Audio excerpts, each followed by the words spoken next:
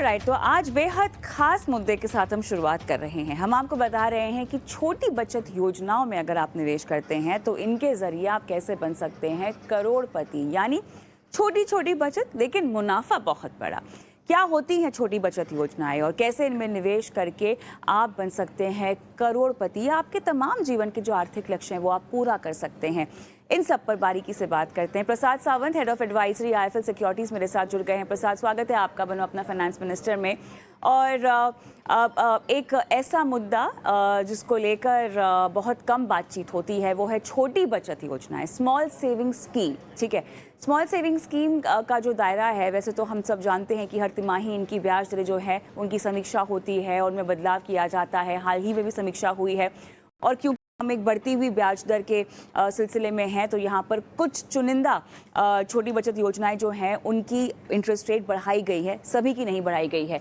लेकिन फिर भी आसान भाषा में चाहती हूँ कि आप बताएं कि छोटी बचत योजनाएं कौन कौन सी होती है, किस किस तरह के निवेश विकल्प इसमें शामिल होते हैं। प्रसाद। Hi, good evening everyone. Good evening Kavita and all the viewers of ET Now Swadesh. तो छोटे जो आप निवेश छोटी बचत जो आप बता रहे हो उसके अंदर अगर हम लोग देखें हमारे भारत देश में आज हमारे पास कुछ अलग अलग संसाधन अवेलेबल है। जैसे कि आप देखोगे तो पब्लिक प्रोविडेंट फंड है, उसके अलावा सुकन्या समृद्धि योजना जो बेटी बचाओ बेटी पढ़ाओ कैंपेन के तहत है, जहाँ पे 10 साल और 10 साल के नीचे की उम्र की गर्ल चाइल्ड के लिए ये निवेश हो सकता है।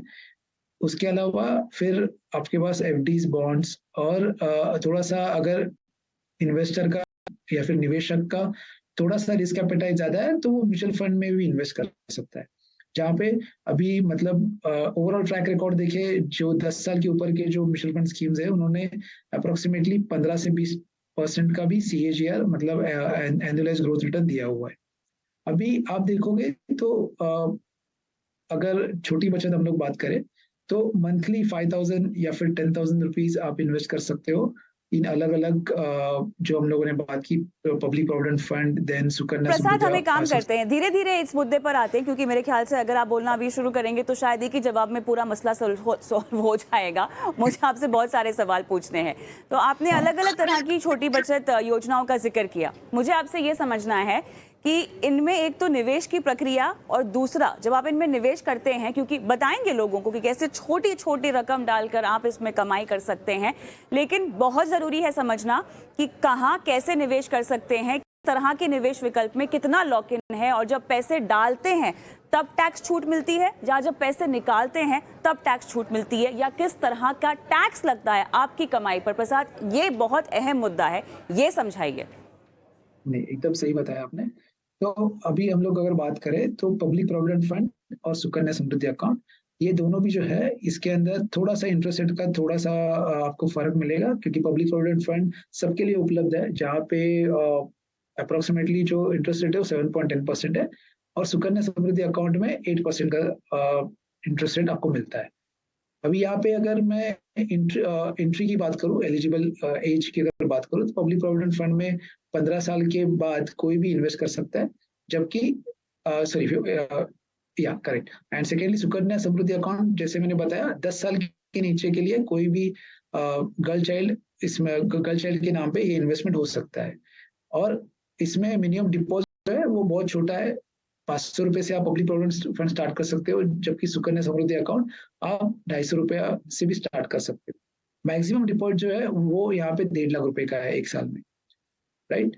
अभी इसके अंदर आपने टैक्सेशन की बात की, तो टैक्सेशन में अगर ये जो दो हम लोगों ने संसाधन देखे, पब्लिक प्रोविडेंट फंड और सुकन्या समृद्धि अकाउंट, ये दोनों भी सेक्शन 80C के तहत आते हैं, जहाँ पे 1.5 लाख रुपए तक का इन्वेस्टमेंट जो भी आप करोगे वो पूरी तरह टैक्स फ्री होता है। एट द सेम टाइम जब इसकी मैच्योरिटी होती है तभी भी ये दोनों इन्वेस्टमेंट्स के ऊपर जो भी आपने इन्वेस्टमेंट किया है प्लस उसके ऊपर जो आपको रिटर्न मिला है, दोनों टैक्स फ्री होते हैं। अभी अगर हम लोग इसको कंपेयर करें जो दूसरे संसाधन अवेलेबल है, फिक्स डिपॉजिट या फिर रिकरेंट डिपॉजिट, यहाँ पे टैक्सेशन होता है। एट द सेम टाइम इसमें आपको कोई भी टैक्स बेनिफिट मिलता नहीं है जब आप इन्वेस्ट करते हो तभी। तो तो ये दोनों फ़र्क मतलब अगर आपको टैक्स फ्री इन्वेस्टमेंट देखना है तो पब्लिक प्रोविडेंट फंड और सुकन्या समृद्धि अकाउंट आपके लिए बेहतर रहेगा। जबकि एफडी और आरडी में आपको जो भी इंटरेस्ट आप ले रहे हो उसके ऊपर 40 एफडी में 40,000 रुपए के ऊपर अगर आपका इंटरेस्ट आता है साल में तो डेफिनेटली उसमें 10% टीडीएस कटता है। On on top of it जो भी आपकी कमाई हुई इंटरेस्ट के तहत वो आपके आपके टैक्सेशन स्लैब के तहत अलग से टैक्स भी की जाती है। तो एफडी एक ऐसा है जहां पर थोड़ा सा टैक्सेशन ज्यादा है एज कम्पेयर टू ये जो गवर्नमेंट प्रोवाइडेड दो तीन ऑप्शंस अपने पास अवेलेबल है, public provident fund and Sukanya Samriddhi account. वहां पे आपको ये टैक्सेशन देने की जरूरत नहीं पड़ती।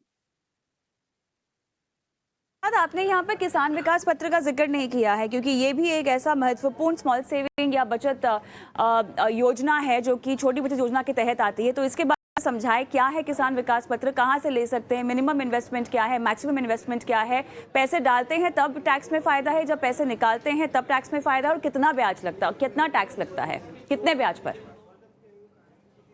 तो किसान विकास पत्र जो है वो आपको इंटरेस्ट रेट उसका 7.5% है। इसकी मैच्योरिटी जो है वो 115 महीने की होती है और इसके ऊपर कोई जो भी आपका टैक्स मैच्योरिटी प्रोसीजर जो भी आपकी है उसके ऊपर टैक्सेशन जो है वो नहीं लगता है। एट द सेम टाइम ये एटीसी डिडक्शन में नहीं आता है, लेकिन इसके जो रिटर्न्स है वो पूरी तरह टैक्स ये जो रिटर्न्स इसके जो होते हैं वो भी टैक्सेबल होते हैं, लेकिन टीडीएस जो कटेगा वो आप ये टैक्सेशन से ये जो टैक्सेशन आपको लगने वाला है उसमें से आप डिडक्ट कर सकते हो। तो चलिए यहाँ पर दर्शकों को एक बार फिर से बता देते हैं कि किन किन छोटी बचत योजनाओं की हम बात कर रहे हैं जहाँ पर आप निवेश की रणनीति बना सकते हैं, क्योंकि आजकल हर किसी का सपना है बनना करोड़पति। ठीक है, तो पीपीएफ, सुकन्या समृद्धि योजना, पोस्ट ऑफिस मंथली स्कीम और किसान विकास पत्र, ये वो तमाम योजनाएं हैं जिनका हम जिक्र कर रहे हैं। इसमें आपका पोस्ट ऑफिस डिपॉजिट भी आ जाएगा।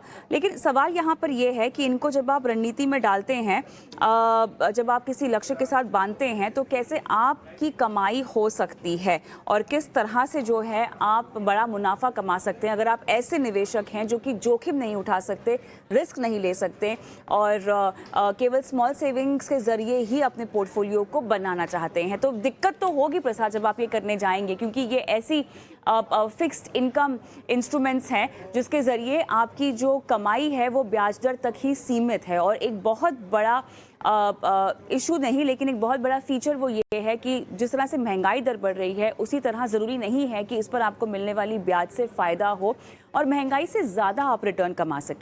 लेकिन उसके बावजूद भी अगर यही तमाम इन्वेस्टमेंट इंस्ट्रूमेंट्स अपने पोर्टफोलियो में आप रखना चाहते हैं तो क्या होगी करोड़पति बनने की रणनीति। सबसे पहले सुकन्या समृद्धि योजना की बात करते हैं, क्योंकि आपके बेटी के भविष्य, उसकी पढ़ाई के लिए जो है आप पैसे इकट्ठा करना चाह रहे हैं।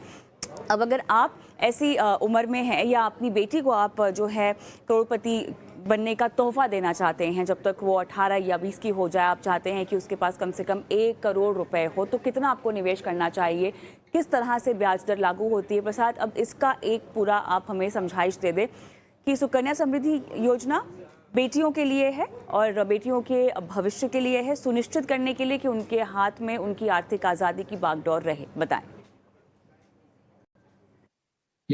तो जैसे हमने बताया, ये इन्वेस्टमेंट 10 साल के नीचे की गर्ल चाइल्ड के लिए है और इसका जो मैच्योरिटी है वो 21 साल के बाद ही हो सकता है। और अगर आप इसमें कंसिस्टेंटली हर साल 1.5 लाख रुपए इन्वेस्ट करते हो तो at the age of somewhere around 2025 आपको 1 करोड़ रुपया मिल सकता है एट द रेट ऑफ 8.5%। समझनी होगी, सुकन्या समृद्धि योजना में जब आप पैसे निकालते हैं, पहले तो निकालने के क्या क्या प्रावधान है, क्योंकि एक लॉक इन होता है इसमें, और लॉक इन से पहले अगर आप पैसे निकालना चाहते हैं तो किन सूरतों में निकालना चाहते हैं, कैसे निकाले, जरा इसके बारे में बताइए। और जब निकालते हैं तो क्या पेनल्टी लगती है, इंटरेस्ट रेट लॉस होता है, क्या क्या होता है?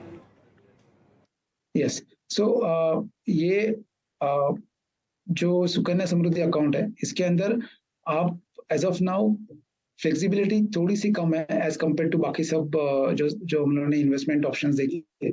तो सुकन्या समृद्धि अकाउंट में कंपलसरीली जो आपको विड्रॉवल है 21 ईयर्स के बाद ही है और after the age of premature withdrawal age of 18 available, लेकिन उसके अंदर आपको age of now Sukanya Samriddhi में कोई भी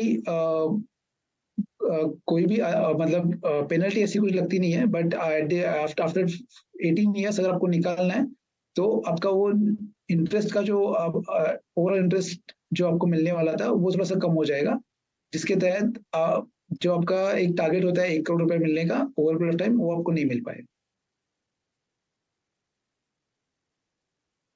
एक बात ये बताइए, सुकन्या समृद्धि योजना की जो इंटरेस्ट रेट है उसकी भी समीक्षा होगी हर तिमाही इनके इंटरेस्ट रेट को रिव्यू किया जाएगा। अब आप जो ब्याज दर पकड़ के चल रहे हैं उसमें भी तो उतार चढ़ाव होगा कि आपने जब पैसे एक बार डाल दिए हैं, जिस इंटरेस्ट रेट पे आपने डाल दिया है वो इंटरेस्ट रेट क्या लॉक हो जाएगा, ऐसा कुछ है क्या? नहीं, ऐसा कुछ नहीं है। इसका 8% age of now 8% rate fix है।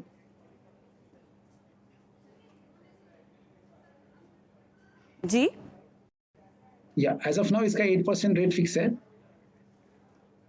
तो मैं आपसे वही बोल रही हूँ, क्योंकि अगर आप इसको लंबी अवधि तक रखना चाहते हैं और ऐसे में आपको 1 करोड़ रुपए चाहिए, तो अगर हर तिमाही मेरी इंटरेस्ट रेट की समीक्षा होती है, वो कम होगी, वो ज्यादा होगी, तो कुल मिला के किस तरह की ब्याज दर आप पकड़ रहे हैं इस कैलकुलेशन के लिए?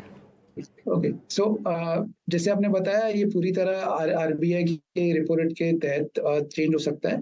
अभी 8% है, आगे जाके जैसे जैसे RBI according to inflation rate इसको कम ज्यादा करेगा, तो बीइंग लाइक ये पर्टिकुलर जो स्कीम है वो बीइंग गर्ल चाइल्ड, अगर गवर्नमेंट इसको कंटिन्यू करना चाहेगी तो बहुत ज्यादा फर्क नहीं आएगा, बट अप्रोक्सीमेटली 50 बिप्स का थोड़ा बहुत नीचे जाने का चांस हो सकता है, उससे ज्यादा नहीं हो सकता है। चलिए, यहाँ पर जल्दी से कैलकुलेशन हम पीपीएफ का भी देख लेते हैं, जहाँ पर क्लियरली अगर आप लगातार पैसे इन्वेस्ट कर रहे हैं और जैसे कि हम सब जानते हैं कि रिटायरमेंट के हेतु बहुत ही ज़्यादा इंपॉर्टेंट निवेश लक्ष्य है। निवेश राशि अगर 12,500 रुपये आप कर रहे हैं और अगर 25 साल तक आप लगातार कर रहे हैं, तो लगभग कुल राशि जो है वो 37.5 लाख के आसपास की जो है वो आपकी जमा हो सकती है 25 सालों में, अगर आप पीपीएफ में निवेश करते हैं। मौजूदा ब्याज दर देखिए 7.1% है और इस ब्याज दर के हिसाब से अगर आप देखें तो लगभग 1 करोड़ रुपए आपके जमा हो सकते हैं। और जिस तरह से पीपीएफ में भी अगर हम आपको बताएं तो इसकी भी जो ब्याज दर है उसकी समीक्षा हर तिमाही होती है, क्योंकि ये छोटी बचत योजनाओं के तहत ही आता है। और ऐसे में जब भी आप इसमें निवेश करते हैं तो ब्याज दर को आपको ज़रूर ध्यान में रखना है और उसके मुताबिक आपको निवेश रणनीति बनानी है। लेकिन जिस भी तरह से आपको हमने समझाया है, इस तरह की स्कीम्स में आप पैसे लगा रहे हैं ये जान लीजिए, क्योंकि ये जो स्कीम्स हैं ये ऐसे में बाजार में पैसे लगाती नहीं है, ये फिक्स्ड इनकम होती हैं। यहाँ पर एक निर्धारित ब्याज दर होती है जिसके तहत आपकी कमाई होती है। इनमें से जब आप निकलते हैं तो आपको कितना टैक्स लगता है, आप जब पैसे बीच में निकालते हैं तो कितनी आपको पेनल्टी देनी होती है, ये तमाम बातें हैं जो आपको ध्यान में रखना बेहद ज़रूरी है। और हाँ, एटीसी के तहत जहाँ जहाँ आपको फ़ायदा मिलता है, अगर आप पुरानी टैक्स व्यवस्था के तहत निवेश करते हैं, पैसे लगाते हैं, तो इसका फ़ायदा आपको ज़रूर ही उठाना है। प्रसाद, बहुत बहुत धन्यवाद आपका, आपने समय निकाला और दर्शकों की सहायता की। और चलिए इसी के साथ हम भी रुकेंगे छोटे से ब्रेक के